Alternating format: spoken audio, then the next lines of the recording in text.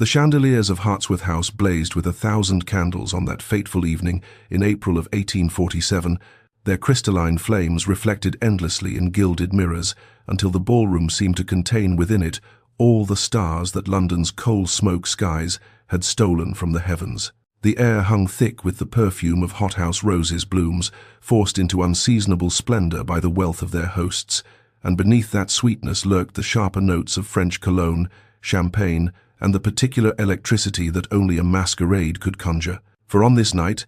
the rules that governed society had been temporarily suspended, tucked away behind feathered masks and silk dominoes, and the assembled aristocracy moved through the candlelight like beautiful ghosts, freed from the burden of their own names. Lady Rosalind Ashworth stood at the edge of this glittering chaos, her fingers pressed against the cool marble of a pillar, as if it alone could anchor her to the earth. Her mask was a delicate creation of peacock feathers and seed pearls, chosen by her mother to complement the sapphire engagement ring that weighed upon her hand like a shackle, forged from promises she had never been permitted to refuse. In 3 weeks, she would become Viscountess Thornbury, wife to a man whose smile never reached his eyes, and whose grip on her arm during their public appearances left bruises she had learned to hide beneath carefully chosen sleeves. Asterisk. 3 weeks asterisk, she thought, and the words tasted of ashes and resignation. Asterisk. 3 weeks until I disappear entirely into a life I did not choose. Asterisk. But tonight she had slipped away from her mother's watchful gaze, had woven through the masked crowds until she found this small sanctuary near the towering windows that overlooked the gardens, and for these few stolen hours she would permit herself to breathe. The orchestra swelled into a waltz, and Rosalind watched the dancers spin past in their elaborate disguises, wondering if any of them felt as trapped within their finery as she did within hers. It was then that she heard the voice, a low, resonant murmur that seemed to bypass her ears entirely and settle somewhere deeper, somewhere she had long since learned to ignore. "You look as though you're attending a funeral rather than a ball." She turned, and the air between them seemed to thicken with something she could not name. He was tall, this stranger, broad of shoulder beneath an impeccably tailored black coat, his face obscured by a mask of raven's feathers that cast shifting shadows across features she could only partially discern. Dark hair, darker eyes that caught the candlelight and held it prisoner, and a mouth that curved with the particular amusement of someone who had learned long ago that the world would judge him regardless of his expression. "Perhaps I am," Rosalind replied, surprising herself with her own boldness. "There are many kinds of death, sir, and not all of them require a coffin." Something flickered behind his mask recognition,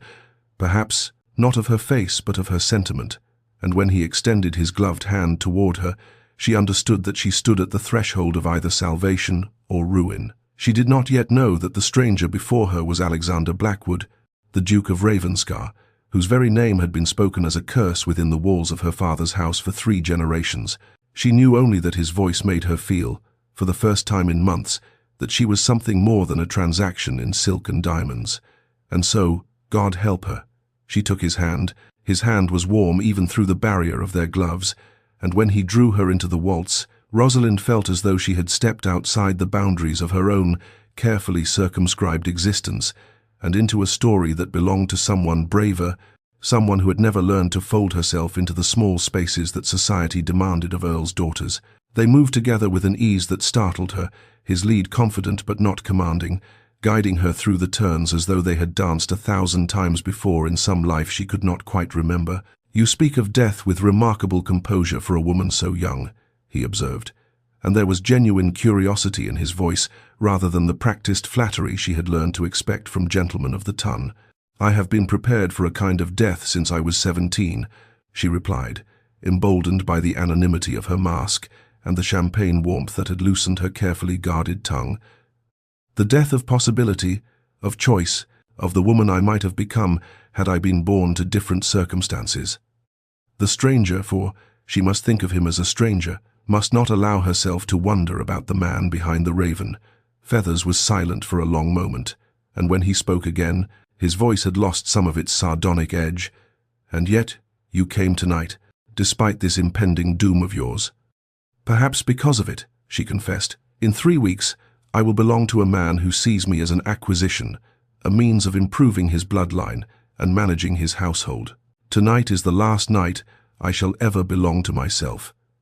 She felt his hand tighten almost imperceptibly at her waist, a reaction so subtle she might have imagined it. "I understand more than you know," he said quietly. "There is a particular loneliness in being seen only as what others have decided you must be: a title, a reputation, a convenient villain in someone else's narrative. I have walked into ballrooms and watched faces close like doors, watched whispers follow me like a funeral procession, and I have long since ceased to wonder if they might see anything beyond the name I inherited." Rosalind looked up into those dark eyes, searching for the mockery she expected, but finding instead a weariness that echoed something deep within her own chest. "What did you inherit?" she asked softly. "A legacy of broken things," he replied, "and the universal expectation that I shall break everything I touch." The music swelled around them, and for a suspended moment, neither spoke. Two masked strangers circling each other in a sea of candles and secrets, each recognizing in the other a kindred isolation. When the clock in the corner began its slow procession toward midnight, chiming 11 times through the perfumed air, he leaned close enough that his breath stirred the feathers of her mask. "The gardens," he murmured, "are quite beautiful in the moonlight, and considerably less crowded than this fishbowl of judgment. Would you permit me to show you?" Every lesson in propriety, every warning her mother had ever issued, screamed at her to refuse. But Rosalind looked into the eyes of this stranger who spoke of loneliness as she felt it, who seemed to see past her sapphire shackles to the woman suffocating beneath, and she made the choice that would alter the course of her entire existence. She took his arm, and together they slipped through the glass doors into the silver-drenched darkness beyond, leaving the safety of the ballroom behind them, like travelers abandoning the shore for uncertain seas. The garden lay before them like a secret kept too long, its hedgerows silver-touched by moonlight, its gravel paths winding between rose bushes that had surrendered their petals to the advancing night and stood now as skeletal sentinels to whatever might unfold in the shadows they created. Rosalind felt the cool air brush against her heated skin like a whispered warning, but she did not heed it, could not heed it, for the stranger's hand remained warm upon her arm, and the distance between propriety and disaster had never seemed so small or so insignificant. They walked in silence past the marble fountain, where a stone Aphrodite wept endless tears into her basin, past the arbor heavy with climbing jasmine, whose sweetness seemed to drug the very air, until they reached a small alcove, where the hedges rose high enough to shield them from the glittering windows of the ballroom and the hundreds of eyes that moved behind them. "I should not have come here with you," Rosalind breathed, though she made no move to leave, and when he turned to face her, the moonlight caught the sharp planes of his jaw beneath the raven mask, and rendered him something not quite human, a figure from myth, perhaps, or from the kind of dreams that left one aching upon waking. "No," he agreed, his voice roughened by something she recognized because she felt it burning in her own chest. "You should not have, and I should not have asked. And yet here we stand, two people who have spent their lives doing what they should, until the weight of it threatens to crush them entirely." She did not know who moved first. Perhaps they moved together, drawn by the same inexorable gravity that pulls the tide toward the shore. But suddenly the distance between them had vanished, and his hands were cupping her face with a tenderness that made her eyes sting with unexpected tears. And then his lips met hers, and the world as she had known it simply ceased to exist. The kiss began as something gentle, questioning, a conversation conducted in the language of breath and trembling contact. But it deepened with a swiftness that left her dizzy, her fingers clutching the lapels of his coat as though he alone could prevent her from drowning in the flood of sensation that threatened to sweep away everything she had been taught to value. His mouth tasted of champagne and something darker, something that spoke of hunger long denied, and when she parted her lips beneath his, the sound he made, low and desperate and wholly undone, ignited something within her that she had never known existed. I need to see you," she gasped against his lips. "I need to know." And her trembling fingers found the ties of her own mask before she could think better of it, pulling it away to reveal her flushed face to the moonlight and to him. He went still, and then his hands rose to his own mask with the deliberate motion of a man approaching the gallows, and as the raven feathers fell away, Rosalind felt her heart stutter and stop in her chest. She knew that face had seen it rendered in the portrait that hung in her father's study, slashed through with red paint by some ancestor who could not bear to look upon Blackwood features even in oils. The Duke of Ravenscar stared back at her with eyes that held the same dawning horror she felt clawing up her own throat, and in the terrible silence that stretched between them, the sound of approaching voices and the bobbing lights of carried lanterns broke through the hedgerows like an invading army. "Lady Rosalind," a woman's voice shrieked with scandalized delight. "And is that good God?" "It is the Duke of Ravenscar." They stood frozen in the lamplight's accusation, her lips still swollen from his kisses, his hands still cradling empty air where her face had been, and Rosalind understood with crystalline clarity that the life she had known had ended the moment she removed her mask, that she had not escaped one cage but merely stumbled, blind and willing, into another, far more terrible, and she had brought her family's greatest enemy with her into the fall. The scandal moved through London with the swiftness and devastation of a plague, carried on the breath of every gossip and whispered across every breakfast table before the Morning Post had even arrived, so that by the time Rosalind descended the stairs of Pemberton House, with the pale light of dawn turning her sleepless face to marble, she found her father already pacing the morning room like a caged beast, his fury so palpable that the very air seemed to tremble with it. "You have destroyed us," the Earl of Pemberton pronounced, and his voice held none of the thunderous rage she had expected, but rather something far worse, a cold, measured devastation that stripped each word to its sharpest edge.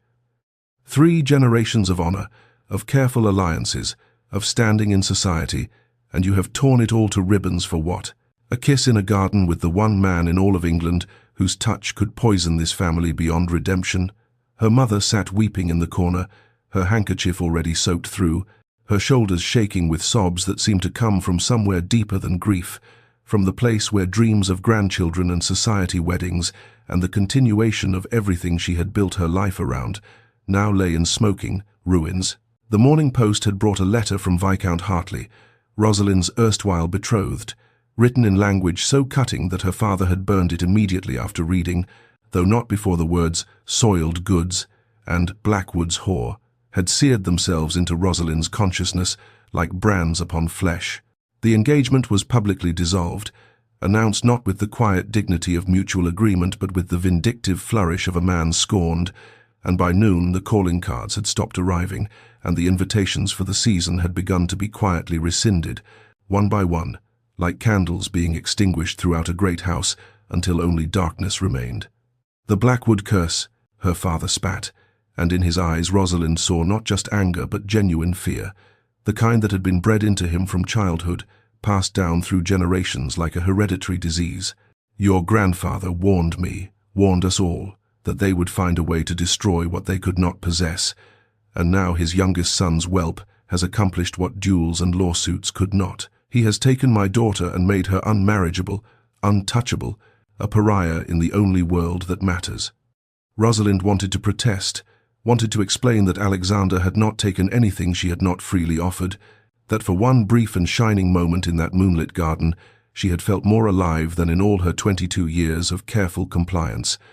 But the words died in her throat because she understood with terrible clarity that the truth would only make things worse. She had wanted him, had chosen him, and that wanting, that choosing, was the unforgivable sin. Not the kiss itself, not even the discovery, but the fact that some treacherous part of her heart, even now, even standing in the wreckage of everything she had known, could not bring itself to regret the taste of him, the feel of his hands upon her face, the desperate sound he had made when their lips met, and it was this shameful, persistent warmth beneath the ashes of her reputation that frightened her most of all. The Duke of Ravenscar arrived at Pemberton House on the 3rd day, after the scandal broke, his carriage black as a hearse, and bearing the crest that had made Ashworth blood boil for 3 generations, and Rosalind watched from the shadowed landing of the staircase as her father's butler, pale-faced and trembling, announced the visitor, whose very name seemed to poison the air of their receiving room. Alexander stood in the doorway like a man facing execution, his dark hair swept back severely from a face that showed the same sleepless hollows that Rosalind had seen in her own mirror that morning, and when her father rose from his chair with murder written plainly in every rigid line of his body, the Duke did not flinch but merely inclined his head with a dignity that seemed almost cruel in its composure. "You dare," the Earl breathed, and his hand moved instinctively toward the bell pull, as though he might summon footmen to physically remove this intruder, this destroyer, this walking embodiment of everything the Ashworth family had learned to hate. "You dare to enter my home after what you have done to my daughter, to my name, to everything I have spent my life protecting." But Alexander's voice, when he spoke, held none of the arrogance Rosalind had been taught to expect from Blackwood. Men held instead a weight of resignation that stopped her father's hand mid-reach and drew her own body forward against the banister, straining to hear words she somehow knew would change the course of her ruined life. "I have come to offer the only reparation society will accept," Alexander said, and his eyes lifted briefly to the staircase where Rosalind stood half hidden in shadow, and in that momentary glance she saw something that made her breath catch, not triumph, not calculation, but a shame so profound it seemed to age him years in seconds. "I am here to propose marriage to Lady Rosalind, to give her my name and my protection, to restore what honor can be restored through the only means available to us both." The Earl's laugh was terrible, a sound scraped raw from somewhere between fury and disbelief, and he advanced on Alexander with fists clenched at his sides, as though he might strike a duke in his own receiving room and damn the consequences. "I would see her in a convent," he snarled. "I would see her dead and buried in hallowed ground before I would see her wear your cursed name, before I would give you the satisfaction of completing what your family has sought for decades, the utter destruction of mine." Rosalind's mother sobbed quietly in the corner, but Rosalind herself felt something strange crystallizing in her chest as she watched Alexander absorb this rejection, without argument, without defense, his shoulders bearing the weight of hatred he had inherited rather than earned. And when his eyes found hers again through the dim light of the stairwell, she saw in them not the villain of her childhood stories, but simply a man isolated, resigned, offering what little he could to repair damage they had both created, and before she could think, before reason could intervene, she was descending the stairs with her hand outstretched and her voice steady despite the trembling in her limbs, saying words that would sever her from everything she had known. "I accept." The church stood small and unremarkable on the outskirts of London, a place where neither Ashworth nor Blackwood name had ever echoed, where the ancient stones held no memory of the hatred that had brought these two families to this cold and cheerless union, and Rosalind stood in the vestibule wearing dove-grey silk, the colour of mourning, of compromise, of something that was neither innocent nor wholly condemned, while a hired woman she had never met adjusted the modest veil that would do nothing to hide the absence of joy on her face. There were no guests in the pews, no flowers adorning the altar, no music to herald her walk down the aisle, only the vicar, uncomfortable and eager to have this irregular business concluded, and Alexander waiting at the front with his jaw set so tightly she could see the muscle jumping beneath his skin, his eyes fixed on some point above her head as though he could not bear to witness what they were about to do. The vows emerged from her throat as hollow sounds, words she had dreamed of speaking someday, with trembling hope, now delivered with the flat precision of a woman signing away the last vestiges of the life she had known, and when Alexander slid the ring onto her finger, a Blackwood heirloom, she realized with a start, heavy gold set, with a ruby dark as old blood, his hands were as cold as her own. He did not kiss her when the vicar pronounced them wed, he merely offered his arm with formal courtesy, and they walked together back down the empty aisle, while their footsteps echoed like accusations in the silence. And Rosalind thought that this must be what it felt like to attend one's own funeral, this strange suspension between what had been and what would never be again. The carriage that waited outside bore the Ravenscar crest upon its door, and as Alexander handed her inside with impeccable, distant politeness, she caught a glimpse of her reflection in the polished black lacquer, a ghost in grey, a woman without a family, a duchess without a wedding feast or well-wishes, or even the memory of her mother's embrace to carry with her into this new and terrifying chapter. They did not speak as London fell away behind them, as the cobblestones gave way to country roads and the buildings thinned and eventually disappeared, replaced by rolling hills that grew progressively wilder, more windswept, more desolate with each passing mile. Rosalind watched Alexander's profile against the carriage window, studied the hard line of his mouth and the shadows beneath his eyes,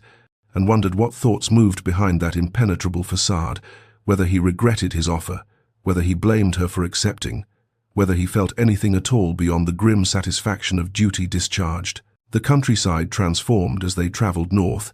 the gentle green of the home counties giving way to moorland that stretched dark and endless under a sky that seemed to press lower with each passing hour, heavy with clouds that threatened storms they might not outrun. She pulled her travelling cloak tighter against a chill that seemed to emanate not from the weather, but from the vast and uncharted silence between them. Two strangers, bound now by law and scandal, journeying toward a castle she had heard described only in terms of foreboding,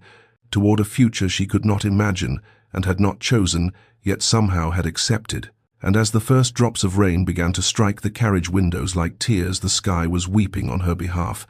Rosalind closed her eyes and tried not to think about the warmth of his kiss in the moonlit garden, tried not to remember how different his touch had felt when neither of them knew the weight of the names they carried, because that memory, that treacherous sweetness, was the cruelest thing of all. Ravenscar Castle rose from the moorland like a creature born of the very stone and storm that surrounded it,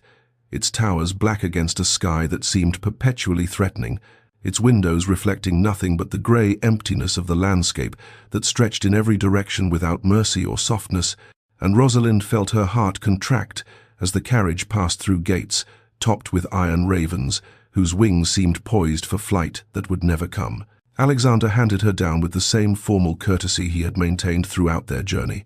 his gloved fingers releasing hers the moment propriety allowed, and she followed him up the worn stone steps, while servants lined the entrance hall with faces carefully blank. Though she caught the quick, nervous glances they exchanged, the way they seemed to shrink slightly as their master passed, and she wondered what manner of man she had married, what cruelties might lurk behind the composed facade he presented to the world. "Mrs. Blackwood will show you to your chambers," he said, and his voice echoed in the cavernous hall with its vaulted ceiling and ancient tapestries depicting hunts and battles long forgotten. "You will find them adequate, I trust, and anything you require you need only ask." And then he was gone, disappearing through a doorway without looking back, leaving her alone with a housekeeper whose keys jangled like chains as she led Rosalind up a staircase that wound through the heart of the castle like a spine of cold grey stone. Her chambers were indeed adequate, more than adequate, she admitted reluctantly, taking in the heavy velvet drapes in deep burgundy, the fire already blazing in a hearth large enough to stand in, the bed hung with embroidered curtains that must have taken some long-dead seamstress years to complete, yet the rooms felt as isolated as a tower prison, separated from the master's quarters by a corridor that stretched dark and unwelcoming, a physical manifestation of the distance Alexander clearly intended to maintain. In those first days, Rosalind wandered the castle like a ghost haunting halls she had no right to occupy, learning its twisting passages and hidden staircases, its rooms that had been closed for decades, and its galleries lined with portraits of Blackwood ancestors whose painted eyes seemed to follow her with suspicion and accusation. The servants spoke to her in whispers, if they spoke at all, dropping curtsies and fleeing before she could engage them in conversation, and she began to understand that this household operated under a pall of fear, whether of Alexander himself or simply of the name they served, she could not yet determine. Yet small things began to trouble the narrative she had constructed, tiny observations that refused to align with the monster of her childhood stories. The way Alexander's voice softened when he addressed old Thomas, a servant too aged and arthritic to perform any real duties, but who was kept on nonetheless with apparent affection. The fresh flowers that appeared in her chambers each morning, hothouse blooms that must have cost a fortune to maintain in this remote and windswept place. The way her fire was always built high against the northern chill, her meals always warm and generous, her every physical comfort anticipated before she could voice a need. She saw him rarely, glimpsed him sometimes crossing a distant courtyard, or heard his voice echoing from behind closed doors, but he seemed to orchestrate her care with invisible hands, ensuring she wanted for nothing, while denying her the one thing she had not known. She craved his presence, his conversation, some continuation of the connection they had discovered beneath their masks, before everything had shattered into scandal and necessity, and this strange half-life of a marriage. And lying alone in her vast and silent chamber, listening to the wind howl across the moors like the cry of something wounded and searching, Rosalind began to wonder if perhaps the cruelest thing about the Duke of Ravenscar was not his coldness, but his kindness. Kindness offered from a distance, kindness that asked nothing in return, kindness that suggested a heart far more complicated than 3 generations of hatred had allowed anyone to see. The weeks had passed in a strange and suspended rhythm, each day nearly identical to the one before breakfast, taken alone in her chambers, long hours of solitary wandering, dinner served in the vast dining hall, where she and Alexander sat at opposite ends of a table built for 30, exchanging only the most necessary pleasantries before retreating to their separate corners of the castle. And Rosalind had begun to feel less like a wife than like a ghost, condemned to haunt these halls alongside another ghost, both of them bound by chains of duty and circumstance that permitted proximity but forbade true connection. It was on such an evening, the autumn wind rattling the ancient windows and the fire in her chamber having burned too low for comfort, that she descended to the library in search of a book to occupy the empty hours before sleep, and she stopped at the threshold when she saw him there, standing motionless before the great fireplace with his back to her, his head bowed as though in prayer or perhaps in defeat, and she realized he was staring at a portrait that hung above the mantel, a woman with dark hair and eyes that held the same haunted quality she had glimpsed sometimes in Alexander's unguarded moments, a woman whose beauty seemed somehow tragic, as though the painter had captured not just her likeness but her sorrow. She should have retreated, should have left him to his private communion with whatever memories held him captive, but something in the broken line of his shoulders kept her feet rooted to the floor,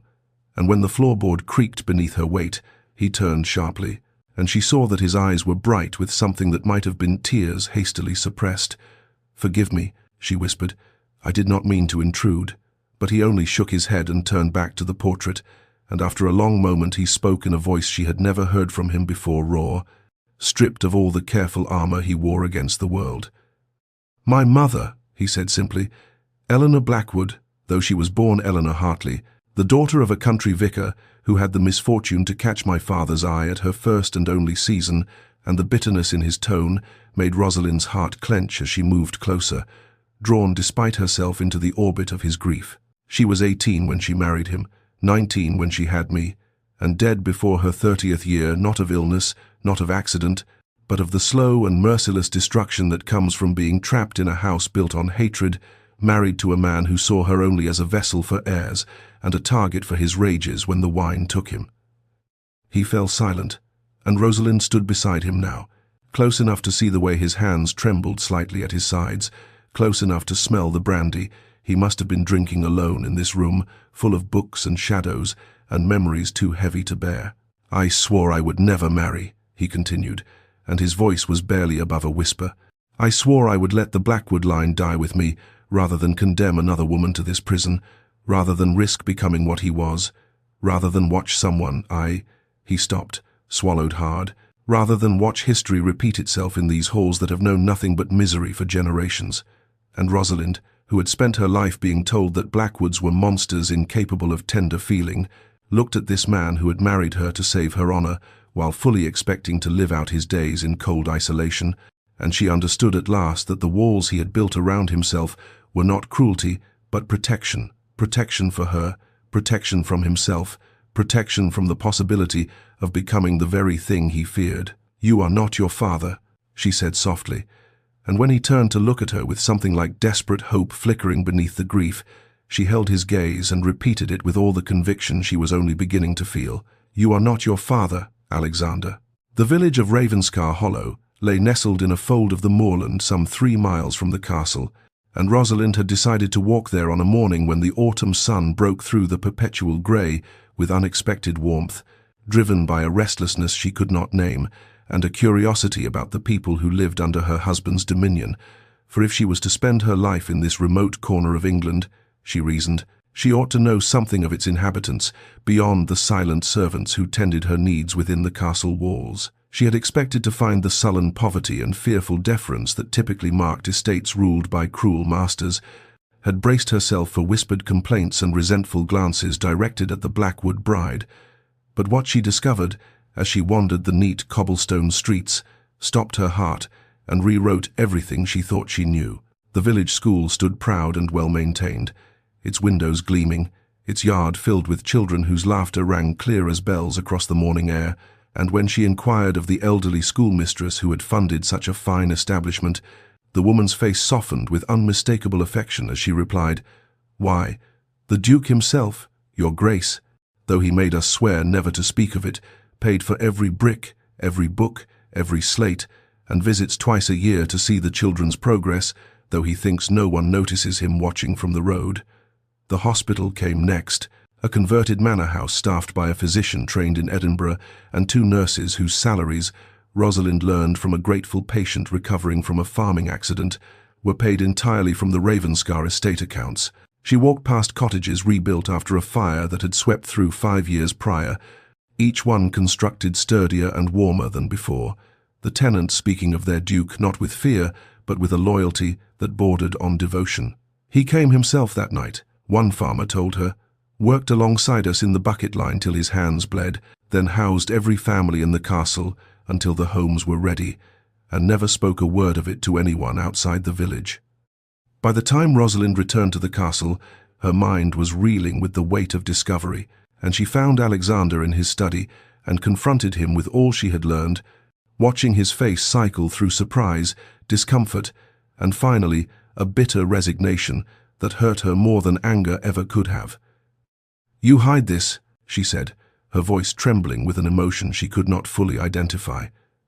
"You let the world believe you are a monster when you have done more good for these people than most lords ever dream of. Why, Alexander, why do you not defend yourself against the lies?" He turned away, his profile sharp against the window's grey light,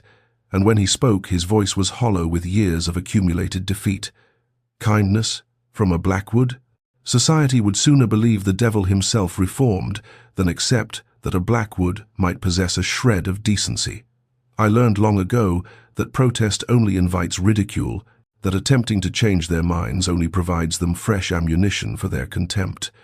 He paused, and she saw his shoulders rise and fall with a breath that seemed to cost him everything. "It is easier to be what they expect, to let them have their villain and simply do what good I can in silence, where their hatred cannot poison it." And something broke in Rosalind's heart, then not for herself, not for the scandal that had bound them, but for this man who had accepted the role of monster, because fighting it had proved too exhausting, too futile, too painful to sustain, and she understood at last that the greatest cruelty the feud had inflicted was not the hatred between families, but the way it had convinced Alexander Blackwood that he was unworthy of being seen for who he truly was. As autumn settled fully over the moors, painting the heather in shades of amber and rust, something unnamed and unacknowledged began to bloom within the cold stone walls of Ravenscar, manifesting first in small changes that neither Rosalind nor Alexander openly remarked upon the distance between their chairs at dinner, shrinking imperceptibly each evening, the silences between them no longer stiff with discomfort, but softened into something companionable, almost warm, as though the frost that had defined their early days of marriage was melting drop by precious drop beneath the unexpected heat of genuine regard. They discovered a shared passion for literature one evening when Rosalind quoted Milton in passing, and Alexander completed the verse without thinking, his eyes meeting hers with surprise and something like delight, and from that moment their dinners stretched longer and longer as they debated the merits of Byron versus Shelley, as they argued playfully over whether Shakespeare's tragedies or comedies revealed greater truth about the human heart, their voices growing animated, their laughter his rusty from disuse, hers bright with rediscovered joy ringing through halls that had known precious little happiness in living memory. She told him of her lonely childhood in the gilded cage of Pemberton House, of governesses who taught her to be ornamental rather than intelligent, of stealing books from her father's library and reading them by candlelight beneath her covers, like a criminal hoarding contraband, and he listened with an intensity that made her feel truly seen, for perhaps the first time in her life. He spoke haltingly of his own youth, of tutors who feared his father too much to befriend him, of learning to ride alone on the moors because no neighbouring families would permit their sons to associate with a Blackwood, and Rosalind found herself aching for the boy he had been isolated, not by choice, but by inheritance, guilty of nothing except the name he bore. She began accompanying him on his morning rounds of the estate, ostensibly to learn her duties as Duchess, but truly because the hours apart from him had grown inexplicably hollow, and they rode side by side across the moorland, while he explained the drainage systems he had improved, the crop rotations he had implemented, the families who had served Ravenscar for generations, and she watched the way his face transformed when he spoke of the land he loved, the harshness softening into something approaching tenderness, and she thought that this was the real Alexander Blackwood, the man the world refused to see. Their hands brushed one afternoon as they both reached for the same ledger in his study, and neither pulled away for a long, charged moment that left Rosalind's skin tingling and her breath unsteady in her chest,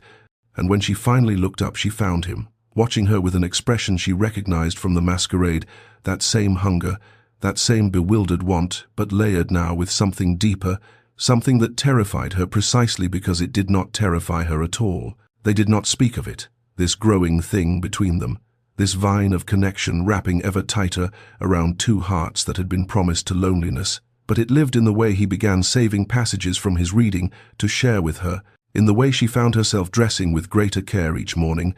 in the way their eyes sought each other across every room as though drawn by forces older than reason, and the castle that had once felt like a prison began to feel, against all expectation and all logic, like the first true home either of them had ever known. The carriage arrived without warning, on a morning when the first true frost had silvered the moorland, and Rosalind knew before she saw the crest emblazoned on its door that her fragile happiness had been found, had been tracked to this remote sanctuary like a fox run to ground by hounds who would never tire of the chase. The Earl of Pemberton descended with all the rigid fury she remembered from her childhood, that same cold displeasure that had governed her every breath for 22 years, that same imperious certainty that his will was law, and any deviation from it constituted a betrayal worthy of the harshest punishment. Alexander was away inspecting the northern boundaries of the estate, a small mercy that left Rosalind to face her father alone in the great hall, his travelling cloak still dusted with the evidence of his long journey, his eyes cataloguing every detail of her appearance as though searching for visible marks of Blackwood corruption. "You look well," he said, and the words carried an accusation rather than a compliment, as though her health itself proved some shameful accommodation to her circumstances. "Better than I had hoped, given your situation." He paced before the massive fireplace, and Rosalind noticed how diminished he seemed within these ancient walls, how the grandeur of Ravenscar reduced even an earl to something smaller than his title, and she felt a flicker of dark satisfaction that shamed her even as she savoured it. The news he brought was poison dressed as rescue. Viscount Thornwood, the man she had been meant to marry, the man whose cruelty she had fled into the arms of a masked stranger, had found new weapons for his wounded pride. He was spreading whispers through every drawing-room in London that Rosalind had been Alexander's mistress for months before the masquerade, that the entire scandal had been staged to force a marriage that would unite Blackwood wealth with Ashworth connections, that she was not a victim of momentary passion, but a calculating seductress who had betrayed her family willingly and repeatedly. "The lies are vicious," her father continued, "but lies can be fought with better lies. And I have found solicitors willing to manufacture evidence of Blackwood coercion letters that will prove he threatened your family, trapped you into this mockery of a marriage against your will." His voice dropped to something almost tender, almost paternal, and Rosalind recognized it as the tone he used when he wanted something. "Come home, daughter. Testify against your husband, and we will have the marriage annulled within the year. Your reputation can be salvaged, your future reclaimed. You need only tell the courts what everyone already believes, that you were an innocent girl destroyed by a Blackwood devil." The words hung in the air between them, and Rosalind felt the weight of two paths diverging before her, one leading back to everything she had known, to the gilded cage and the familiar cruelties, to a world that would welcome her return only if she betrayed the man who had shown her more genuine kindness than her own blood ever had, the other leading deeper into uncertainty, into a marriage born of scandal with a man society would always revile, into a love she had not yet dared to name aloud. She asked for time to consider, and her father agreed with the magnanimous patience of a man certain of his victory, and when Alexander returned that evening to find his wife pale and silent at dinner, she could not meet his questioning eyes, for how could she tell him that her family wanted her to destroy him, and that some treacherous part of her heart was not yet certain she would refuse? She sent her father away the following morning with words that were neither acceptance nor refusal, only a request for time that he granted with ill-concealed impatience, warning her that delay would only strengthen the Viscount's lies and weaken her position, But Rosalind barely heard him over the roaring of her own thoughts, the impossible calculus of loyalty and desire that had kept her sleepless through the long night. All that day she wandered the castle like a ghost, seeing nothing of the rooms she passed through, feeling only the weight of the choice before her, a choice that would define not merely her future, but the very person she would become. For to betray Alexander now would be to betray herself, to prove that she was indeed the shallow, manipulable creature her family had always believed her to be, and yet to refuse her father's offer meant closing the door forever on the world she had known, the family she had loved despite their failures to love her in return. Evening came with its familiar rituals, dinner served in the great hall where she and Alexander had grown accustomed to their lengthening conversations. But tonight she could not maintain the pretense of normalcy, could not smile and debate poetry while her soul hung suspended between two irreconcilable futures.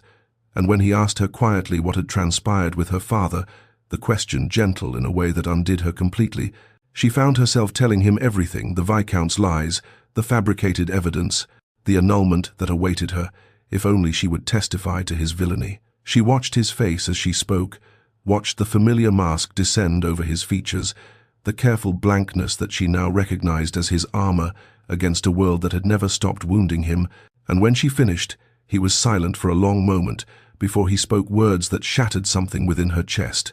Then, "You must go," he said, his voice steady and terribly kind. "If this is your path to freedom, to the restoration of everything I cost you, then I will play whatever role is required, the villain, the coercer, the monster society already believes me to be. I have worn that mask so long it fits me better than my own skin."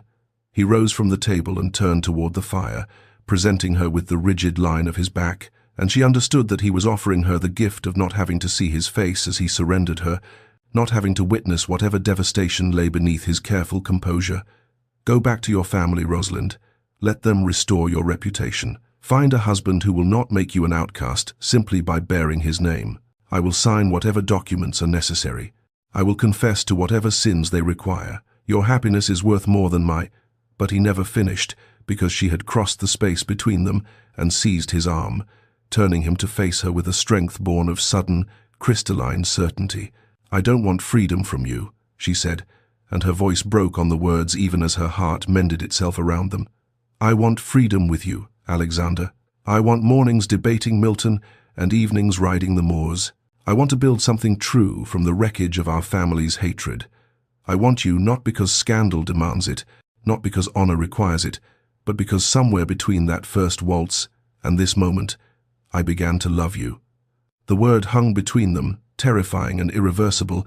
and she watched his mask crumble at last, watched hope and fear and desperate, wanting to transform his features into something raw and beautiful. And when he kissed her, it was nothing like the masquerade, not stolen passion in shadowed gardens, but a deliberate choice made in full knowledge, a declaration of war against everyone who had ever told them that love between Ashworth and Blackwood was impossible. The kiss in the great hall was only the beginning, a spark that ignited something neither of them had the will nor the desire to extinguish, and when Alexander took her hand and led her wordlessly through the darkened corridors of Ravenscar, past the portraits of ancestors who would have condemned them both, up the ancient stairs to the master chamber he had occupied alone since his father's death, Rosalind followed without hesitation, her heart hammering against her ribs, not with fear, but with the fierce certainty that she was finally, irrevocably choosing her own fate. The room was vast and shadowed, lit only by the dying embers in the fireplace and the pale moonlight that filtered through heavy curtains. And when he turned to face her, there was a question in his eyes, a final offering of retreat that she answered by reaching up to unfasten the first button of her gown with trembling fingers that steadied as his breath caught audibly in the silence. "Rosalind," he whispered, and her name in his voice was a sacrament, a vow more binding than any they had spoken in that cold church months ago. And when he crossed the distance between them and took her face in his hands, kissing her with a tenderness that made her ache, she understood that this was what the masquerade had promised, and scandal had stolen, not merely passion but communion, not merely desire but devotion. They undressed each other slowly, reverently, learning the geography of bodies that had been strangers until now, and when Rosalind's fingers found the raised scar that curved across his shoulder like a crescent moon, she felt him tense beneath her touch, felt the old shame rise in him like a tide. "My father," he said quietly, not meeting her eyes. During one of his rages I was 15, and I had dared to suggest that perhaps the feud was not worth the cost of his soul. She pressed her lips to the damaged flesh, kissing the evidence of violence that had shaped him into the guarded, wounded man society believed was merely cold, and she felt something release in him, some ancient tension finally permitted to uncoil. Their coming together was nothing like the fevered urgency of the garden, nothing like the desperate collision of two strangers seeking escape. It was deliberate and devastating, a conversation conducted in sighs and whispered names, in the slide of skin against skin, and the gradual surrender of every defense they had ever built against the world that had hurt them both. Alexander moved above her like a man worshipping at an altar he had never believed he would be permitted to approach, and Rosalind arched into him with the abandon of a woman who had finally found the place where she belonged, and together they wrote a new story over the palimpsest of hatred and loss that had defined their families for 3 generations. Afterward, tangled together in sheets that smelled of wood smoke and something uniquely them, she traced idle patterns on his chest while he wound her hair through his fingers as though memorizing its texture, and the silence between them was no longer the careful avoidance of strangers, but the comfortable peace of 2 people who had finally stopped pretending. "I never believed this was possible," he confessed to the darkness, his voice rough with emotion he had spent a lifetime learning to hide. "Not for a Blackwood, not for me." Rosalind lifted her head to look at him, at this man who had been her enemy and her obligation, and was now, impossibly, her beloved, and she smiled with a certainty that felt like coming home after a long journey through storms. "Then we will make it possible," she promised, and when dawn broke over the moors, painting the sky in shades of rose and gold, they greeted it together, not as 2 people trapped by circumstance, but as husband and wife in truth at last, their union a rebellion against everything that had tried to keep them apart. The weeks that followed their union were painted in colors. Rosalind had never imagined Ravenscar capable of holding warm amber mornings spent tangled in bedsheets, while rain traced patterns on the windows, golden afternoons walking the moors with their fingers intertwined, evenings by the fire, where conversation gave way to comfortable silence, and silence gave way to touches that still set her blood alight with wonder. But happiness, she was learning, was a beacon that drew enemies as surely as moths to flame, and the world beyond their stone walls had not forgotten that a Blackwood had claimed an Ashworth, that ancient hatred had been betrayed by something as inconvenient as love. The first warning came in the form of letters, cold missives from her father, disowning her formally, from her brother warning that she had made herself a stranger to the family that raised her, from society acquaintances expressing shock that she had chosen to remain with the monster rather than accept salvation when it was offered. Alexander burned them without reading them aloud, but she saw the guilt that shadowed his features each time a new seal bore the Ashworth crest, the way he still believed, somewhere in the depths of his wounded heart, that she would have been better off without him. Then came whispers of another kind, reports from London that the Viscount's lies had evolved into something more dangerous, that he now claimed Alexander had compromised Rosalind deliberately as part of some elaborate Blackwood scheme to destroy the Ashworths from within, and worse, that certain distant cousins on the Blackwood side, men who had long coveted the dukedom and its lands, were expressing loud concern that the Duke's hasty marriage might produce an heir and forever end their hopes of inheritance. It was Mrs. Hartley, the housekeeper who had served Ravenscar for 30 years and had grown to love her new mistress with a fierce maternal protectiveness, who first noticed that something was wrong. The tea that arrived at Rosalind's sitting room one afternoon had a strange, bitter undertone beneath the bergamot,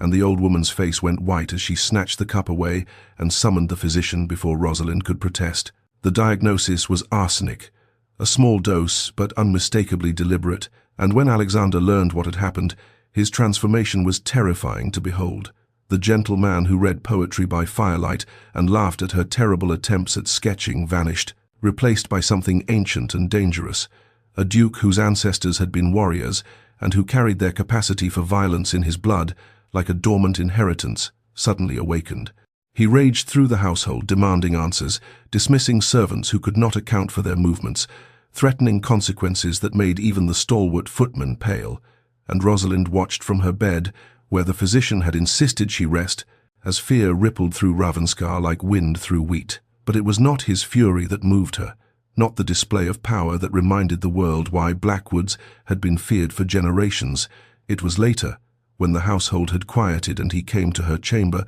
when he knelt beside her bed and took her hand and she saw that his own hands were shaking, that tears tracked silently down the face of a man who had been taught that tears were weakness, that vulnerability was death. "I cannot lose you," he whispered, and his voice broke on the words like waves against the cliffs below the castle. "I have lost everything I ever loved, my mother, my faith in my own name, my belief that I deserved anything good, and I will not, lose you too." She pulled him up onto the bed beside her, held him while he trembled with terror disguised as rage, and understood that their enemies had miscalculated badly. They had sought to destroy her, but instead they had shown her the full depth of what she and Alexander had built, the love that had grown from scandal's poisoned soil into something neither hatred nor arsenic could kill. The investigation began in the days that followed, Alexander pursuing the source of the poison with the methodical intensity of a man who had spent his life learning to trust no one. And it was in the dusty archives of Ravenscar's forgotten East Wing that they found the first thread of a truth far more devastating than attempted murder. A collection of letters, yellowed with age and tied with faded ribbon, hidden behind a false panel in a secretary desk that had belonged to Alexander's great-grandfather. Rosalind sat beside him in the dim light of oil lamps as they read together, piecing together a correspondence that spanned months and revealed a conspiracy so calculated, so deliberately cruel, that it stole the breath from her lungs and brought a terrible stillness to Alexander's features. The letters were written by a man named Cornelius Blackwood, a younger brother who had been passed over for the dukedom and had nursed his resentment like a poisoned flower, and they detailed his plan with chilling precision. He had forged documents that made it appear his elder brother had cheated the Earl of Ashworth in a land transaction, had ensured those documents found their way into Ashworth hands, had stood back and watched as accusation led to confrontation, and confrontation led to the duel that had claimed both the Duke and the Earl's eldest son on a misty morning 3 generations past. The jealous brother had inherited nothing in the end, dying childless and bitter in exile on the continent, but his legacy had flourished beyond his darkest dreams. 3 generations of hatred, of marriages destroyed and children raised on stories of Blackwood treachery and Ashworth vengeance, of 2 families bleeding each other dry, while the truth mouldered in a forgotten desk in an unused room. "It was all a lie," Alexander said finally, and his voice was hollow, emptied of everything except a grief so vast it seemed to have no edges. "My father hated your family with every breath he took, drank himself to death on that hatred, beat his wife and his son in the name of honor and revenge, and it was all built on a forgery created by a man whose only crime was being born second." Rosalind took his hand, feeling the tremor that ran through him like an earthquake, threatening to bring down walls he had spent a lifetime constructing, and she thought of her own father, of the cold fury that had shaped her childhood, the way the very name Blackwood had been spoken in her household like a curse, a contamination, a thing to be feared and despised. "We could tell them," she said slowly, knowing even as she spoke that it would not be enough. "Show them the letters, prove that the original wrong never happened, that everything since has been." But she stopped, because she could see in Alexander's eyes what she already knew in her heart, that hatred, once it takes root, becomes its own justification, that the wounds inflicted in the name of a lie had become real wounds nonetheless, that her father would sooner believe the letters themselves were a Blackwood forgery than accept that his entire identity had been built on another man's jealousy. "Truth does not heal," Alexander said quietly, gathering the letters with hands that had steadied into something like resignation. "It only explains. The healing, if it comes at all, must be something we build ourselves, stone by stone, year by year, despite everything that came before." And Rosalind understood then that their love was not an ending but a beginning, not a resolution but a first step on a road that might take generations to walk, and she pressed her forehead to his shoulder and let herself grieve for all the years lost to a dead man's spite. The collapse came without warning on a grey November morning, 3 weeks after they had uncovered the truth that changed nothing and everything. Rosalind had been walking in the gallery, studying the portraits of Blackwood ancestors with new eyes, wondering which of them had known the truth and carried it in silence to their graves. when the world tilted sideways, and the floor rose up to meet her with a violence that stole consciousness before she could even cry out. She woke to Alexander's face above her, white as the marble statuary in the entrance hall, his hands gripping hers with a desperation that frightened her more than the weakness flooding her limbs, and behind him stood Dr. Merriweather with an expression she had seen once before, on the physician who had attended her grandmother in her final illness. The poison, they learned, had done more damage than anyone had realized. Her liver, her kidneys, organs that worked in mysterious darkness to keep the body alive had been quietly failing even as she had felt herself recovering, and now the strain of something else, something the doctor discovered during his examination, had pushed her system to its breaking point. "You are with child, Your Grace," the physician said, and the words that should have brought joy fell into the room like stones into still water, their ripples carrying not celebration but terror. "The pregnancy was precarious," he explained, with the careful gentleness of a man delivering a death sentence. "Her body, weakened by the arsenic, might not survive the demands of nurturing new life, and the child itself had already been exposed to toxins that could have damaged it beyond any physician's ability to repair." He offered little hope, speaking of bed rest and prayers and miracles in a tone that suggested he believed in none of them, and when he left, Alexander stood frozen by the window, staring out at the moors he had once told her were the only things he loved, and she watched the last color drain from his face as he absorbed the magnitude of what they faced. "I swore I would never love," he said finally, his voice scraped raw, speaking to the glass rather than to her. "I watched my mother die of loving a man who could not love her back, watched my father drink himself to death on hatred and regret, and I swore that I would be the last Blackwood, that I would let the line end rather than pass this curse to another generation." And now he broke off, and when he turned to her, she saw something she had never seen in his eyes before: complete and utter terror, the fear of a man who has finally allowed himself to want something and now faces losing it before he can even hold it in his hands. That night, after Rosalind had been settled in the master chamber with strict orders not to rise, after the servants had been dismissed and the house had fallen into anxious silence, Alexander walked alone to the small chapel that sat in the castle's oldest wing, a place he had not entered since his mother's funeral, a place he had associated with empty promises and a God who had never answered his childhood prayers. The chapel was cold, dust motes floating in the moonlight that streamed through ancient stained glass, and he knelt before the altar where generations of Blackwoods had married and been christened and been mourned, and for the first time since he was a boy begging God to make his father stop drinking, stop hitting, stop destroying everything he touched. Alexander Blackwood, Duke of Ravenscar, closed his eyes and prayed. The winter storm descended upon Ravenscar on the third night of Rosalind's fever, as if the heavens themselves had conspired to seal them away from all hope of outside help. The wind howled across the moors like a chorus of the damned, driving snow so thick and relentless that by morning the roads had vanished, beneath drifts taller than a man, and the village might as well have been 1,000 miles distant for all the chance of reaching it.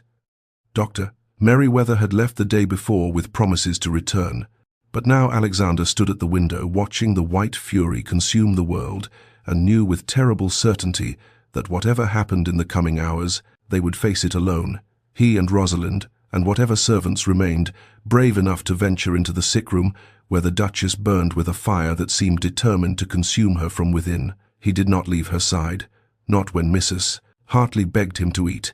not when exhaustion made his hands tremble and his vision blur, not when the old housekeeper whispered that the master would be no good to anyone if he collapsed as well.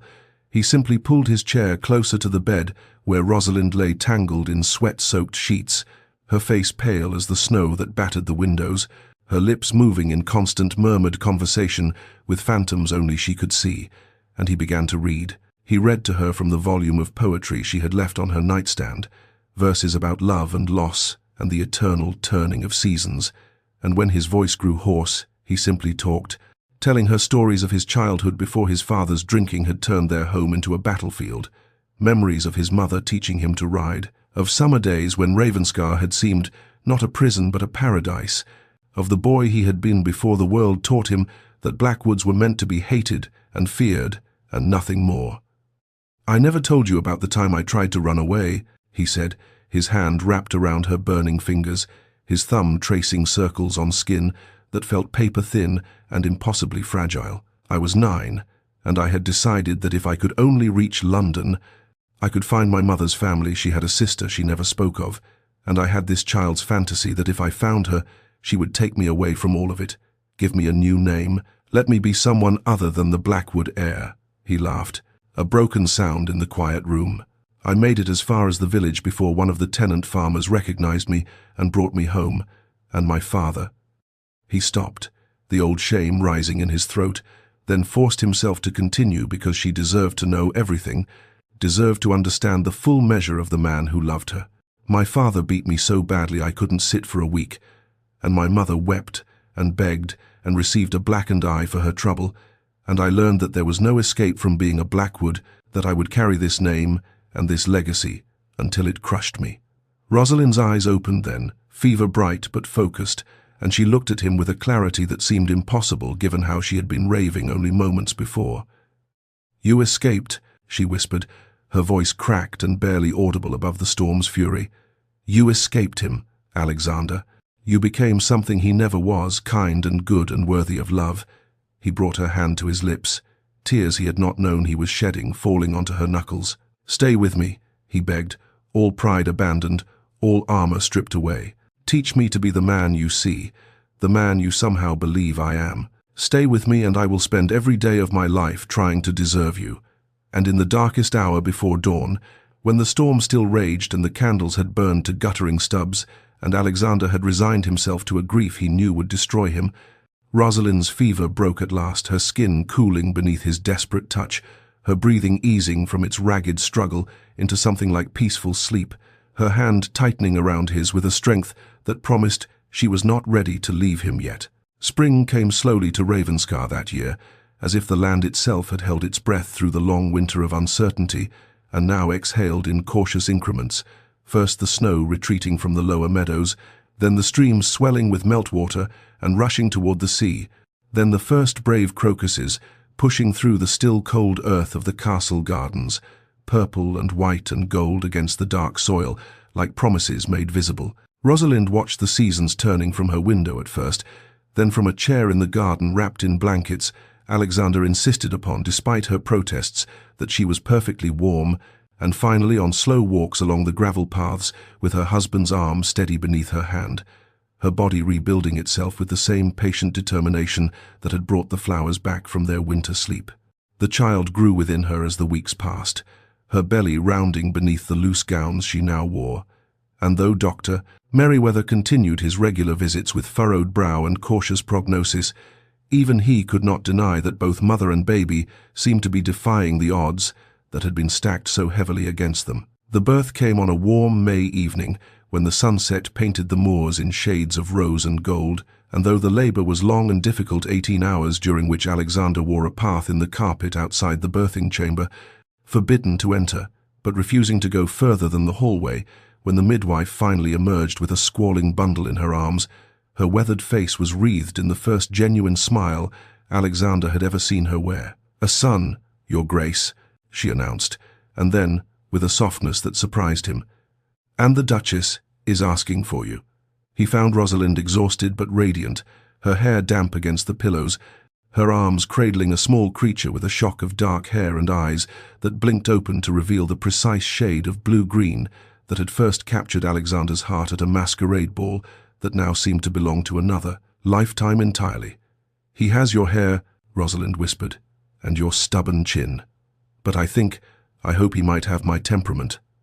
Alexander could not speak, could only sink onto the bed beside her and gather them both into his arms. This woman who had transformed his prison into a home, and this tiny, perfect being who represented everything he had sworn he would never have, never deserve, never risk his heart upon. The letter from the Dowager Countess of Pemberton arrived 3 weeks later, written in a hand that trembled with age or emotion, or perhaps both, asking in careful formal language if she might be permitted to call upon her daughter and meet the grandchild she had feared she would never see. Rosalind wept when she read it, and Alexander, who had every reason to refuse,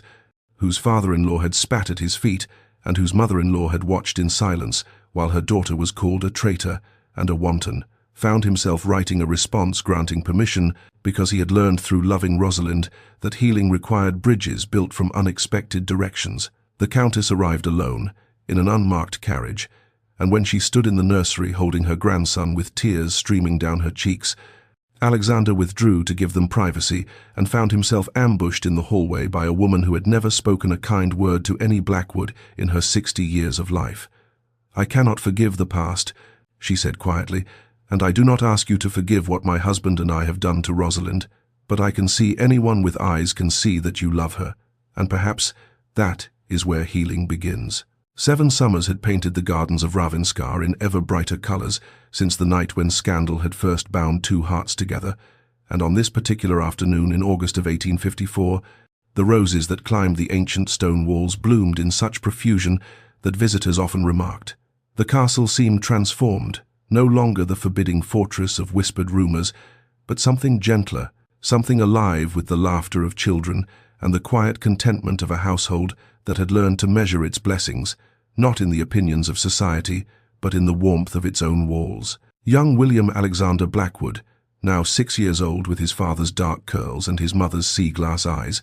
raced through the garden paths with the particular abandon of a child who has never known fear of the place he calls home, his delighted shrieks mingling with those of his younger sister Eleanor, who at 4 years old already displayed her mother's stubborn determination to keep pace with anyone who dared suggest she was too small for adventure. They were not alone in their play. Chasing behind them came 2 fair-haired children, cousins from the Ashworth side, whose parents had finally, hesitantly, accepted the standing invitation to visit Ravenskar,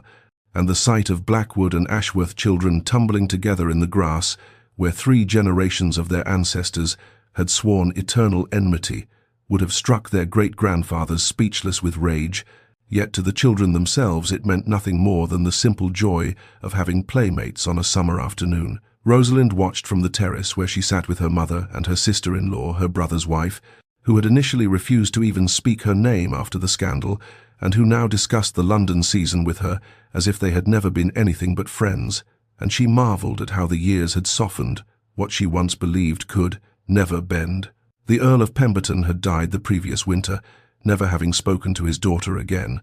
and though Rosalind had wept for the reconciliation that would never come, she had also recognized that some bridges cannot be rebuilt in a single generation, that her father's hatred had been too much a part of his identity to ever be surrendered. But her brother had inherited the title and the responsibility of carrying the Ashworth name forward, and he had proven himself more pragmatic than proud. The forged document that had sparked the original feud now hung framed in his study as a reminder of how easily good people could be manipulated into destroying one another, and he had made it his mission to ensure his children knew the truth of their history, the whole truth, including the parts that reflected poorly on Ashworth's as well as Blackwood's. Alexander emerged from the house to join her on the terrace, his hand coming to rest on her shoulder in a gesture so natural and familiar that she leaned into his touch without thinking. This man, who had once been her enemy, her scandal, her reluctant husband, and who had become her dearest friend, her passionate lover, her partner in building something neither of their families had believed possible. "The children are demanding a picnic by the stream," he reported, and though his voice maintained its characteristic dryness, Rosalind could see the contentment in his eyes, the peace of a man who had finally stopped waiting for happiness to be snatched away. The feud was not forgotten, would never be entirely forgotten, for such wounds leave scars that future generations inherit, even when they do not understand them, but it was no longer a living thing, no longer a curse passed from parent to child, like a terrible inheritance that could not be refused. In its place, Rosalind and Alexander had planted something fragile and precious, the possibility that their children might know their cousins as family rather than enemies, that the Blackwood name might someday be spoken in London without the accompanying whispers, that love, patient and stubborn and brave, might prove stronger than hatred ever was. Dear listener, you have walked with me through the shadows and into the light, through scandal's bitter ash and love's slow resurrection, and now as our tale draws to its close, I would speak to you not as a storyteller but as a fellow traveller on this uncertain road we call life, for there are truths woven through Rosalind and Alexander's journey that belong not only to them, but to all of us who have ever feared that love might ask too much, that the past might prove too heavy, that the walls between hearts might stand too high to ever be breached. Consider how they began, two people who should have been enemies, whose very names were weapons their families had wielded against each other for generations, who met in masks and discovered that beneath the disguises we wear for society, beneath the roles our families cast us in, before we are old enough to choose, there beats something universal and aching and desperately alive, something that recognizes its counterpart across crowded ballrooms and says, "Yes, you, I have been waiting, without knowing I was waiting." They did not choose the scandal that bound them together, but they chose, and this is everything. This is the heart of what I would have you carry with you when you leave this story. They chose what to build from the ruins. They chose patience when the world demanded they hate. They chose to see each other truly when it would have been so much easier to see only the names they had inherited. And is this not the choice we all face, in ways large and small, every day of our lives, to see the person before us as they are, rather than as we have been told they must be, to extend grace where grievance would be justified, to believe that transformation is possible, that the story we were handed at birth is not the only story we are permitted to tell. Rosalind could have remained her father's daughter, bitter and bounded by old hatreds, and Alexander could have remained the fearsome duke, isolated behind walls of reputation and resignation,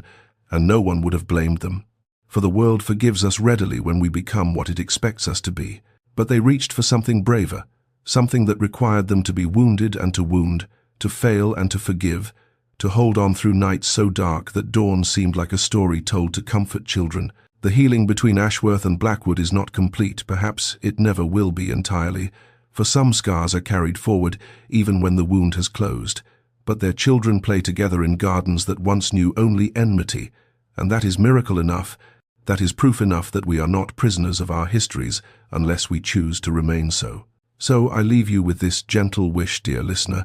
wherever you are, whatever walls stand between you and the love you fear to reach for. May you find the courage that Rosalind found on that moonlit terrace when she said yes to the impossible. May you find the patience that Alexander learned through seasons of small kindnesses and quiet hope.